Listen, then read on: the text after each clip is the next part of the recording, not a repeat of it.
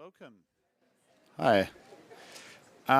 So if we could everyone just come grab a seat. We're going to get started if that's all right. And, sorry? You can't hear anything? Really? Would you like me to speak up a little bit? Is that better? Cool. There are a few seats up the front as well, guys. I've noticed everyone's always tends to be a little bit afraid of the seats up the front, but please take a seat, get comfortable. I'd like to start by acknowledging the traditional owners.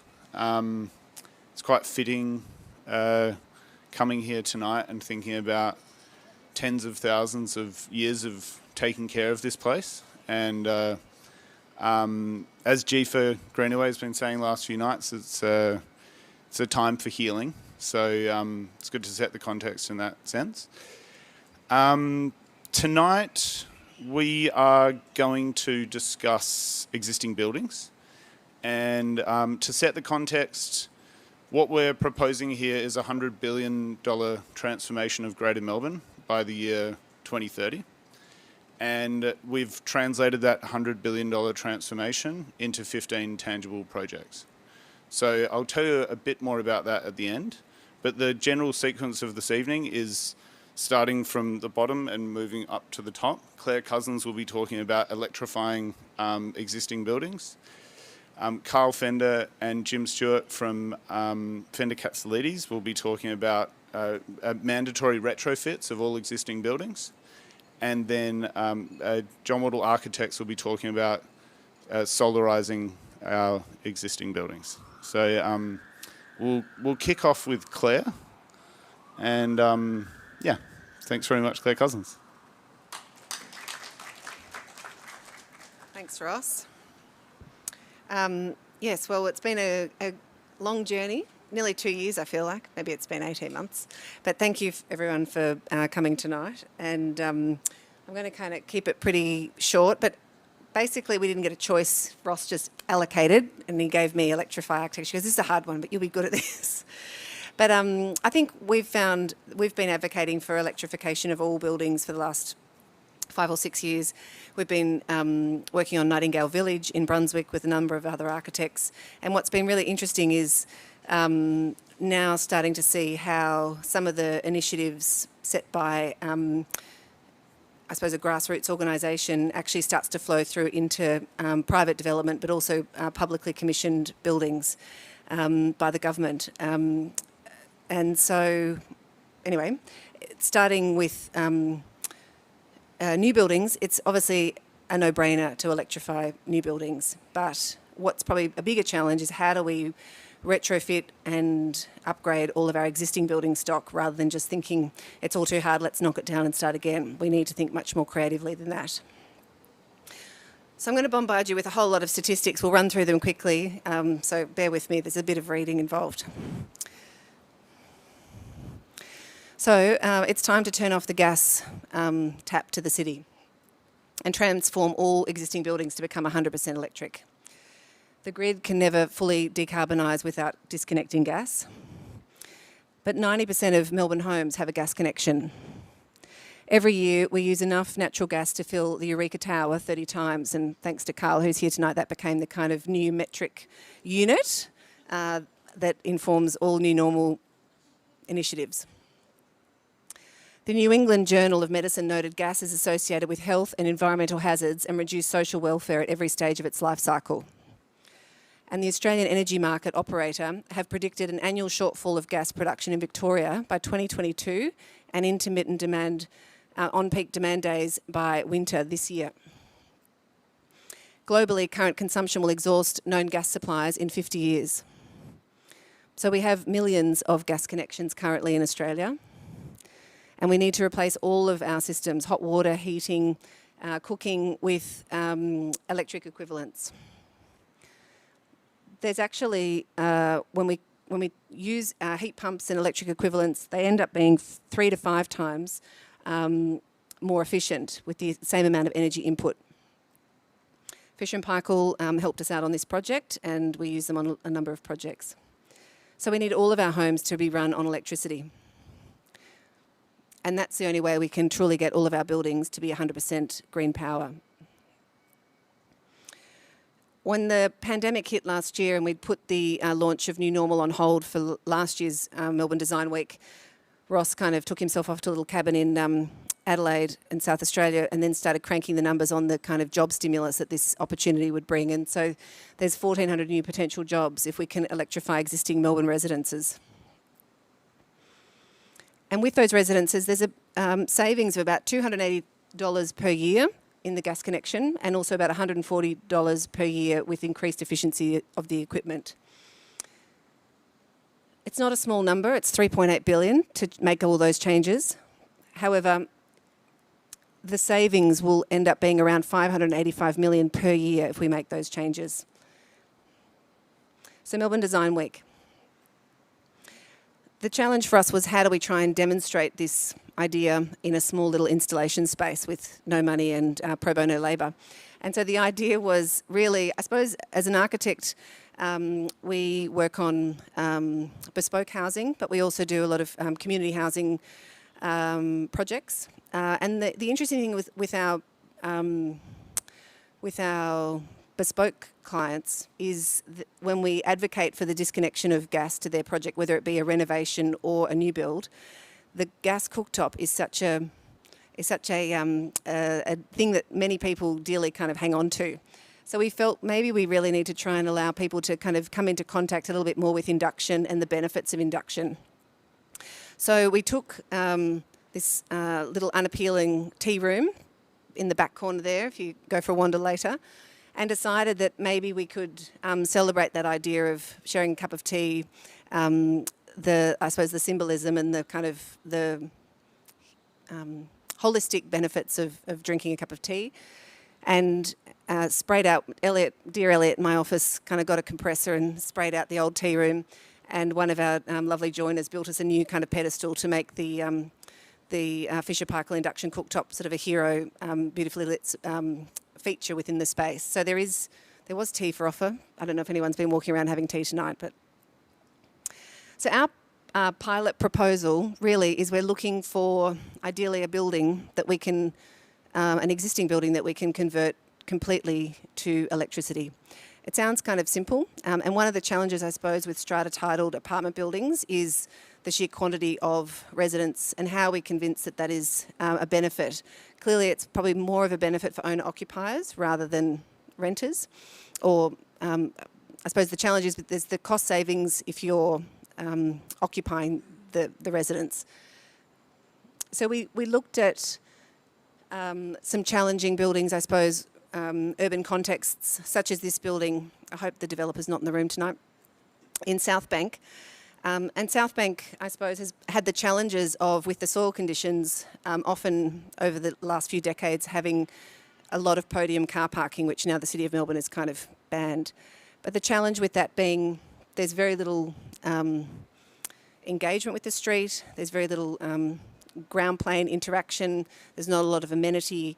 And so how can we, I suppose, electrify a building, make it appealing to a building cohort, but also bring greater opportunities for that building and the broader community. So our little visualisation that we did a year or so ago was really looking at what those further opportunities could be. Heat pump technology requires a bit more space for a building of this size than, say, the existing gas infrastructure. Gas requires about 50 square metres, heat pump infrastructure about 125 or 120 odd square metres, maybe 8 car parks. One of the things that we've looked at is how can a lot of these buildings that have underutilised car parking podiums contribute or I suppose donate some of that space to house some of this new infrastructure, but also how can we create new veneers around these podiums to actually convert these podiums that once a car parking podium, an opportunity for a ground floor market or a rooftop basketball court or other potentially commercially viable community spaces that benefit not only the housing community or the building community, but also the broader community. So a project, Ross and his team have done some modelling that a project like this to convert the infrastructure would be in the order of, say, 1 to 1.6 million. But that would pay itself off in about 6 to 10 years. So what are you waiting for? Thank you.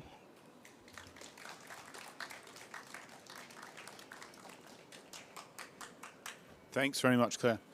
And I think you'll see with the projects that we go through tonight that, we have taken this philosophy of integrating the physical infrastructure that makes the city work with the cultural infrastructure that enables us all to thrive. So it's really the key ethos of the project to empathise with the people of Melbourne rather than to sort of tell them how to be or jam this information down people's throats. We want to make this transition easy for people, and we want to make it work for everyone. So Claire really took on that project and came up with a really exciting model that is something that is really achievable. And as she mentioned, we're looking for an existing building to do that. So if you know anyone, let us know. Next, Carl and Jim Stewart are going to be talking about an example of how we can retrofit every single building in this city by 2030.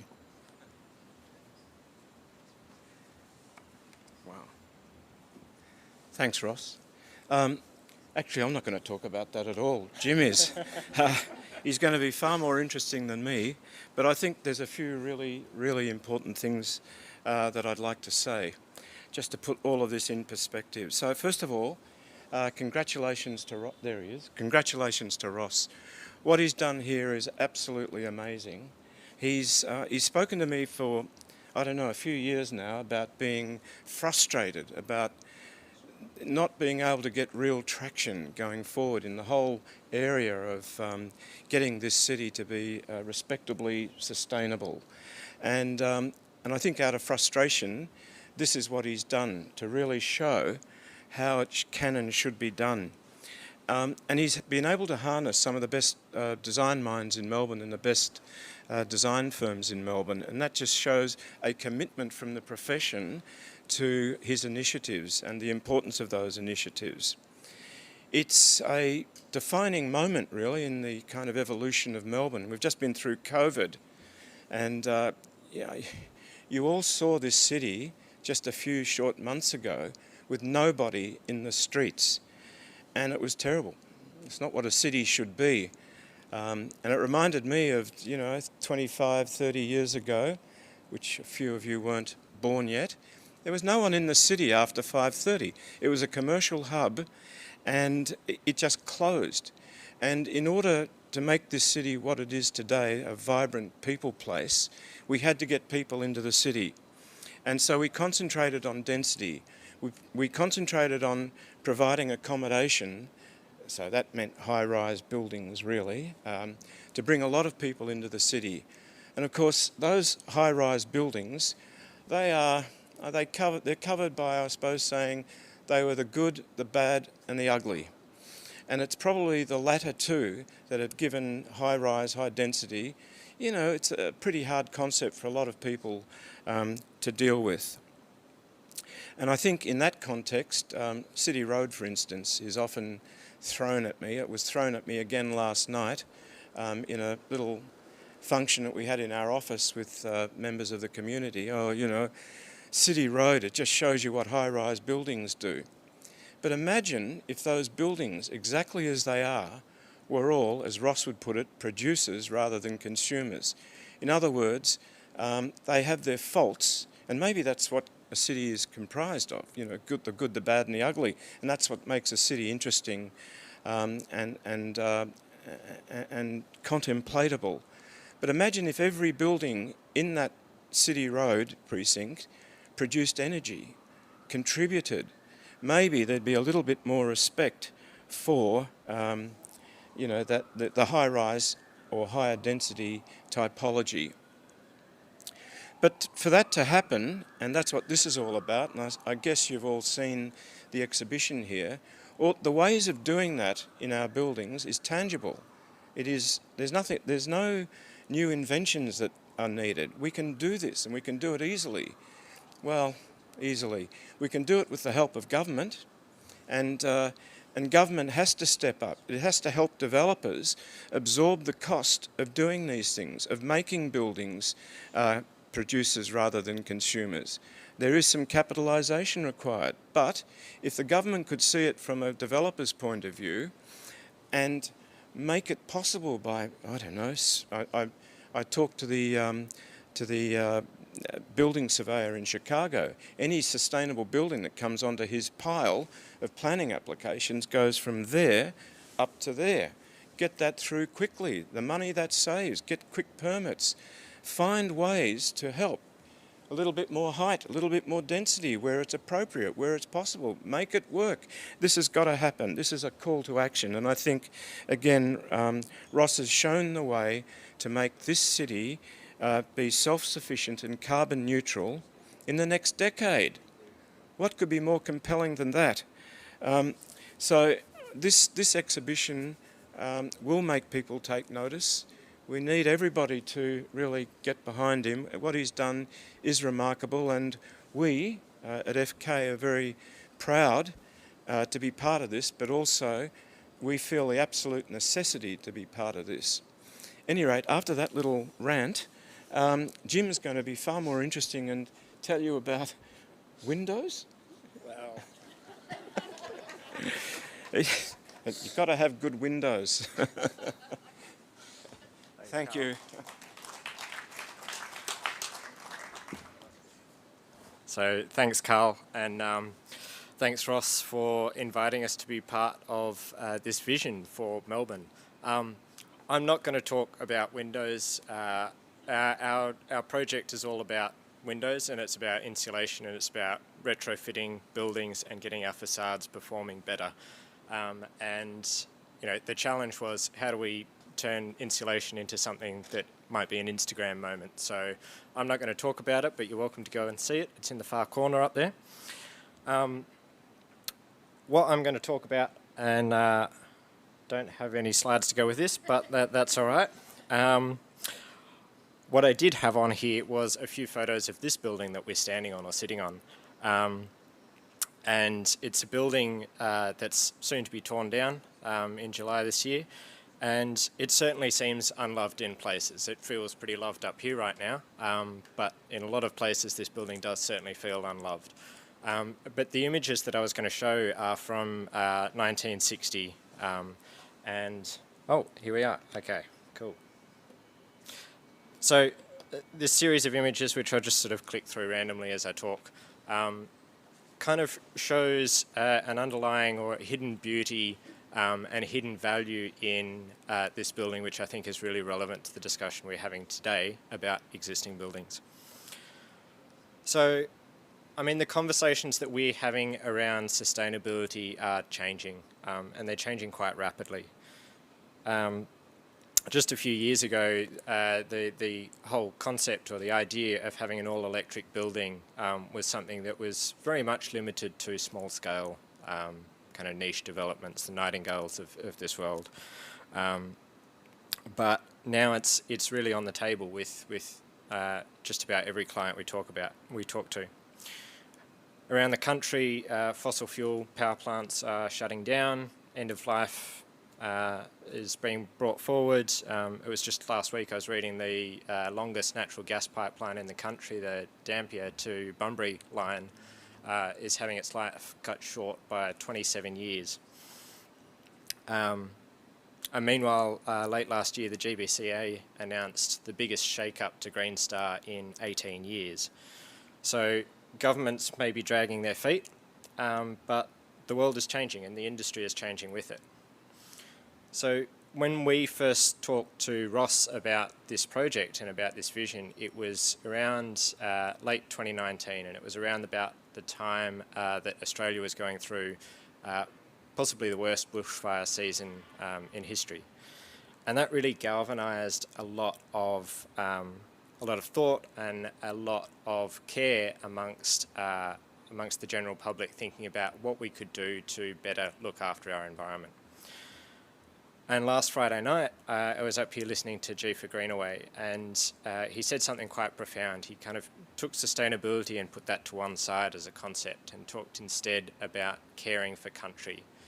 And that's something that I think is really important in framing this discussion. And I think it's, deep down, that's what people were hooking into and relating to during the time of the bushfires. They could see the country hurting and they wanted to do something about it. So I'd like to build on that by saying that, caring for country, within that has to mean caring for our cities and caring for the people within our cities. So we have an obligation not just to use less energy, not just to emit less carbon, but also to make our homes and workplaces and schools healthy and comfortable amidst a changing climate. And importantly, tonight, this can't just be about new buildings. So there's 1.5 million tonnes of building material in every square kilometre in the city of Melbourne. And even just replacing that, even just fixing that as it wears out, takes 26,000 tonnes of new material every year. If we were to rebuild Melbourne from scratch today, it would take 10,000 million megajoules of energy. So thankfully that's something that we don't have to do. What that means is 2/3 of the building floor area that we have today will still be with us in 2050. We will still be using it in 2050. So we need to make that floor area part of the solution. We need to bring our existing buildings with us and ensure that they don't become stranded assets, so that they don't become too hot, too cold, too expensive to run as energy prices inevitably keep going up. And we have the knowledge and the technology to do this now.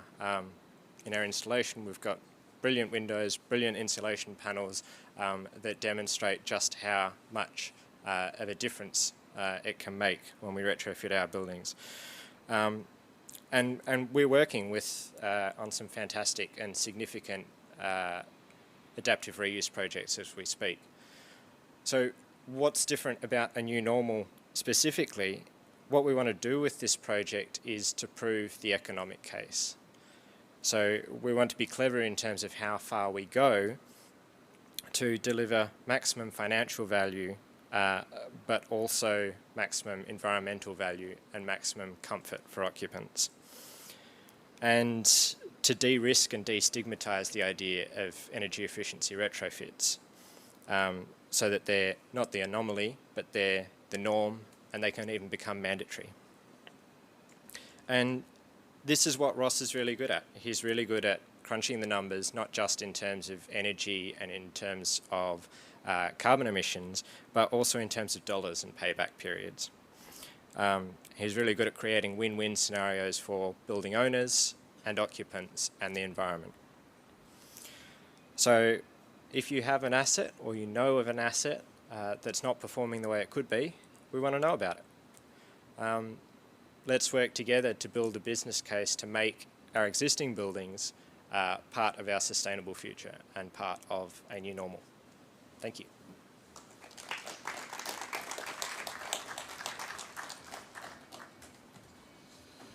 All right. Thanks very much, Jim and Carl, and Claire as well. I mean, Carl, Jim and Claire have all been extremely supportive throughout this whole process. It's kind of been crazy Ross cruising around convincing a whole group of people to help out, and the project really has accelerated and kind of had a life of its own since all of these incredible humans have come together to make it a living organism. And the person that needs a huge thank you and a huge acknowledgement is Matthew Van Coy for making this whole structure happen. He basically was not sleeping a lot of nights trying to work out how to pull this thing off. And Kai's here as well from Wilderness Building Co., who built the project with BFC Built. And it's incredible that they pulled it off, and in some ways it kind of brought everyone together on this project. Matt found the building, and Matt's going to now tell you about solar architecture and what we can do with solar in the city.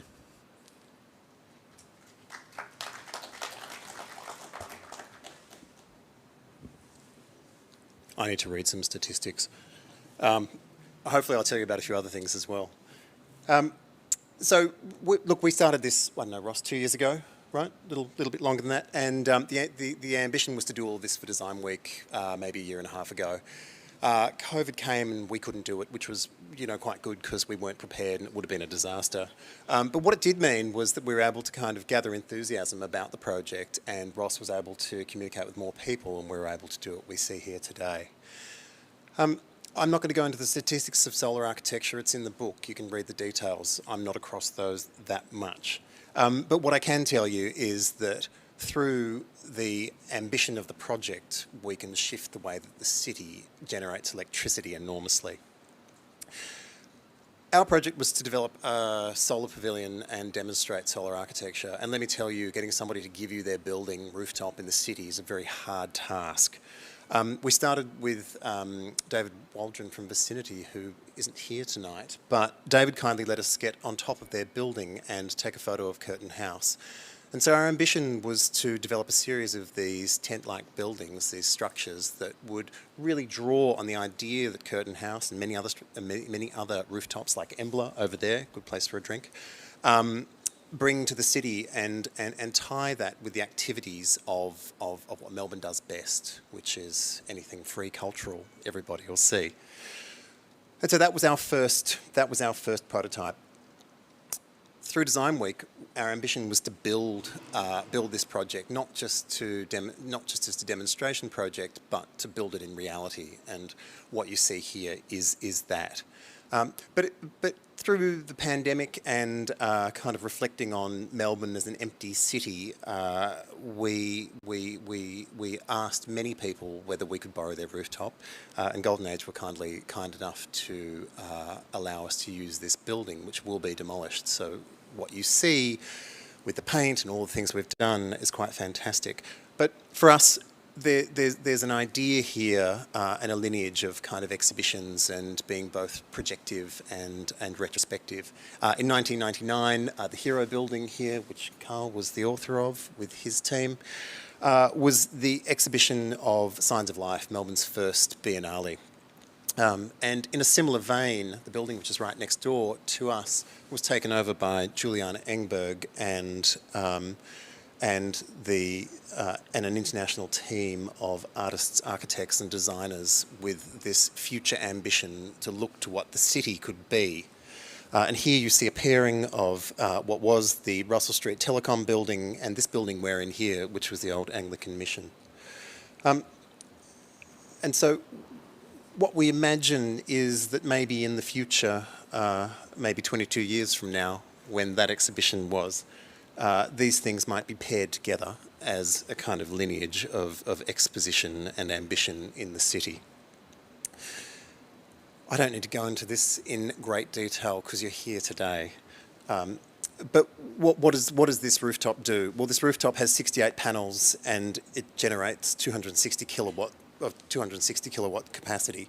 And what that does is generate 56 watts per hour per day, which is 18,000 kilowatts per year, which is enough to power a new normal home for 2 years. That's pretty extraordinary with this small amount of panels.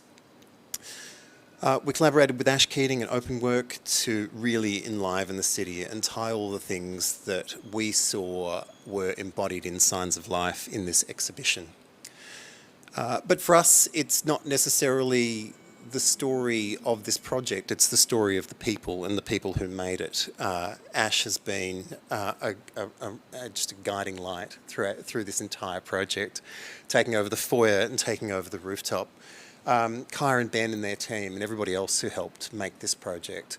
And I think for me, what I'm most touched by is the fact that this project, after the pandemic, has brought life into the city, which has been so empty for so long. It's created jobs and it's created opportunity for the arts industry and the creative people who have been so devastated by the pandemic. And we've done this before as a practice. We've engaged in a series of small projects that simply are delightful. They bring real joy to our practice through the effort and the endeavour of the people that make these projects.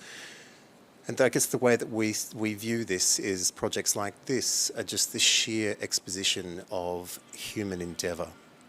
From tapestries through to glass blowing and views into other places in Venice. And so what's next? Well, Claire, we've got a building for you. So we've got our first project, which is a relatively ordinary but not light-locked building in East Melbourne.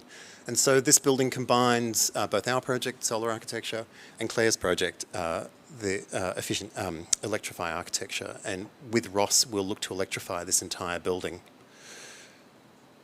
We then cast our gaze to our little neighbourhood in Collingwood. And it's a patch that we are quite proud of, our buildings here, and we've also contributed some significant buildings to a rapidly gentrifying and densifying area in the city. While we were doing this project, Porsche released a new car, their Taycan, which is the fastest electric car they've ever developed. We've long admired Porsche, who are our neighbours, and I invited them tonight, but I don't think they came. Piero, are you here? No? Maybe we'll talk tomorrow. We've often tried a few things with Porsche, who are our neighbours. Maybe 8 years ago, this is original Wolfgang Siever's photograph of their silos. We came to work and they were very busy demolishing these silos. So in a last moment pitch, we went to Porsche and we said, well, why don't you keep the silos, which are the kind of signifier of Collingwood. Silos are the last remnant of industry that demonstrates that this used to be a brewing and distilling district. And we said, well, why don't you put a car showroom on the top, just one car, and you take a lift up and there you are, and there's a showroom. We explained that the showroom was based on the quarter panel of Porsche 911, which is a phenomenal piece of engineering. Look, we had no luck. I think it was because they knew that the 928 was my favourite car, which was the biggest lemon they ever made. So they demolished the silos, but look, John's a canny collector, and we haggled with the developer. Not the developer, the demolition contractor. 2 demo contractors went broke on this project. The walls of the silos are about 600 mil thick. And what we managed to get from the contractor was the O and the N, the O and the C of Porsche. We turned them on their sides, and now we have an on sign on our building. But we look over Porsche every day on this massive car park, which is full of their beautiful cars, but completely empty and not fit for other purpose. So we thought about how we would create benefit for the community and benefit from a solar farm on the roof. Oh.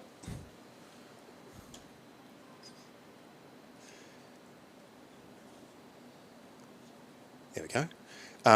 So we imagine we would take over the rooftop of Porsche with a solar structure not dissimilar to this, probably built from something a little bit more sturdy, but use their new cars as battery storage, so also combining several of the projects that you see here today.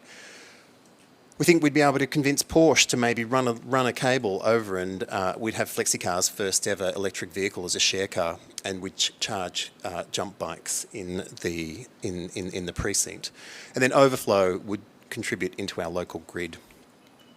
And so what does it mean? Well, that rooftop has the capacity to generate over 223,000 kilowatts per year, equivalent to about 45,000 a year, which will pay itself back in about 5 years for the panels and then maybe 5 years for the structure. What's interesting to me, I guess, is that you could then charge one of Porsche's cars, the new Taycan, you could charge that 2,500 times and travel over 1 million kilometres. I don't think FlexiCar will give us one of those, but you could look at a Nissan Leaf, a more kind of economic car, and a car with more commodity. You could charge that nearly 6,000 times and get a more luxurious 1.5 million kilometres out of a Nissan Leaf, all from this little project. Top speed of the Leaf's only 144 k's, the Porsche is 260. And so here's what it might look like. And we'll probably go and talk to them tomorrow. The Taycan's in their front window, a beautiful thing. So there's our project number 2, which combines 4 of the initiatives that you see here tonight that Ross has brought together to transform the Greater Melbourne city area. And then our third project, which is here. So we're looking for a home for this. We've got about 4 months until this building's demolished. We'd like it to be relocated somewhere. So there's a challenge for people in the room. The project couldn't have been done with everybody who's up here in particular. The space you're sitting in was all built at no cost. Everything's been donated, from the panels, the timber, the screws, the lighting, and some of the people here tonight. But really, we think if we get on with it, we'll probably be okay. Thanks.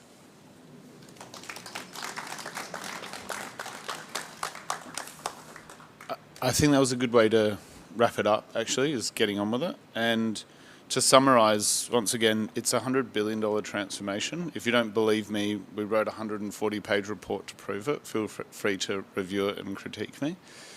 But who cares about a report? So we needed to translate that into 15 projects. And everything you see here tonight is for sale. Literally, though, each of the projects here, this is not a vision. I think some people see what we're trying to do as a vision for the city or a strategy, but actually we needed to have that behind us to get started. And this is not about why, this is not about what, this is how we deliver this. And we're looking to basically raise 50 mil, hopefully by the end of this week, definitely by the end of the year, to be able to basically build all 15 prototypes across the city to basically de-risk this transition for the public sector by working with the private sector. So, we lost that. But basically, in effect, we're trying to raise 50 mil this year. We're trying to raise 500 mil next year. We're trying to raise $1 billion next year, the year after that, and then 10 billion. And then from 2025 to 2030, we need 18 billion each year. If we want as a city to become the world's first self-sufficient city, to become a city that is powered entirely by renewable energy, that is completely water neutral and it sends no waste to landfill, that's how we would do it. And the $100 billion will pay for itself in less than 10 years. It'll create 80,000 jobs in construction and 40,000 jobs ongoing from there. But we need help. This project kind of came from Will and I doing backyard calculations at my house, and extended to a group of amazing 15 people to sort of come together to help translate this into something that's tangible. But now we're trying to extend the circle one step further to find people to help us find sites and funds to deliver these things. So thanks very much for coming tonight, and help us get on with it. I'm gonna wrap up with a video from a guy called Jens Blay, who's in Hamburg. And so we've been working in parallel with Hamburg on this, and they've been using the work that we've been doing to try and raise funds over there in the EU. And they're actually working through a similar strategy. So here's something from Jens Blay. Oh, is it? We good? Cool. This is Jens. Thanks very much for coming, guys.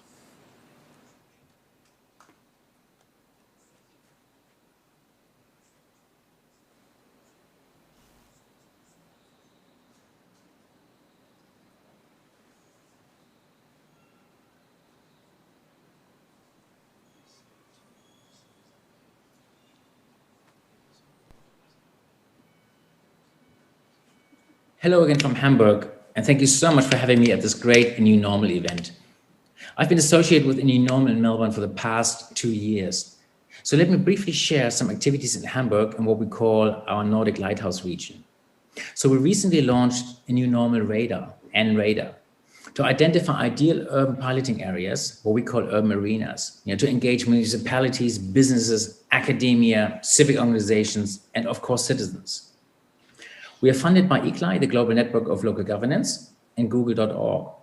And we focus on the fields of energy efficiency, solar potential, and mobility. But of course, the scope goes way beyond in the future. And what we do is we look at the strategies and plans of cities, districts, sub-district urban entities. We look at the transformational goals. And last but least, we look at the experimental governance readiness. And this experimental governance readiness is important for piloting urban arenas. So then we also analyze the stakeholder ecosystem. Is it relevant for the theme? How active, how experienced in taking ownership? Because taking ownership is absolutely key to getting a sustainable urban arena. And we look at the citizen engagement. What types, what's the results? Have they fed into policy or direct action? Have they been hybrid, digital, analog? So lots of learnings that have been made in an area that play a major role in success. And finally, we look at urban data. its availability, the relevance. How local is it? How transparent? Is it by multiple stakeholders? That is key for us to understand urban arenas. So these urban arenas are basically tangible experiences in piloting sustainability and climate mitigation action. And we look at three, call them phases or iterations or cycles, and they are awareness, engagement, and impact. And in this context, we've shaped a European Green Deal consortium with Aarhus in Denmark, Trondheim in Norway, and Hamburg in Germany as the urban arena cities. And we have fellow cities in Hungary, in Italy, and Spain. And believe it or not, Melbourne is a globally affiliate city next to Singapore and Pretoria in South Africa. So in Trondheim, we have an interesting experience, I should call it. It's called Adresserparken. It's about climate awareness and artists in residence and urban media storytelling in public places. In Aarhus, we have the experience of having been the cultural capital of Europe and engaging stakeholders in creative clusters and business clusters. And they have this fantastic Dog One in the harbor area. Dog One is a public library, but actually it has so little to do with books. It has more to do with having spaces for maker spaces, for acceleration, for smart city offices, for engagement, for events, and revitalizing an entire harbor area. And in Hamburg, we've got the so-called urban arena Neues Amt. Now, Neues Amt stands for new ministry. And what it actually means is it's a conversion of the district finance and tax building complex by a cooperative from now, as we speak, until 2023. And we are talking about just about 5,000 square meters of old and new parts to be a home for co-working, creative cluster, fab labs, a smart citizens lab. And it's all about energy efficiency, roof greening, and solar potential and waste in this urban arena context for us. So here, we want to raise the awareness in the quarter. There's a pedestrian mall, one of the busy ones in that district, with visitors and digital signage being used to engage. And fostering engagement with the users and other stakeholders in the co-design is key for us as well. And of course, we want to create impact, not only local impact, but we want to create impact through visibility, scalability, and transferability. And what we found in our discussions over the past few years, that cultural institutions such as the NGV are fantastic co-facilitators for a new normal. And in Europe, we look a lot at federal co-financing and European funding such as the Green Deal. And here in this context, the new European Bauhaus initiative is going to be key for that, because it's going to bridge between the cultural and the art sector, the technology, science, and business to basically arrange for sustainable and climate mitigation action from all these different interdisciplinary perspectives. And the ultimate goal, what I would always like to pose is, we have to co-create a future urban narrative jointly for our cities, and that is as of now. So thank you for having me in this event, in this session, and enjoy the rest of the evening.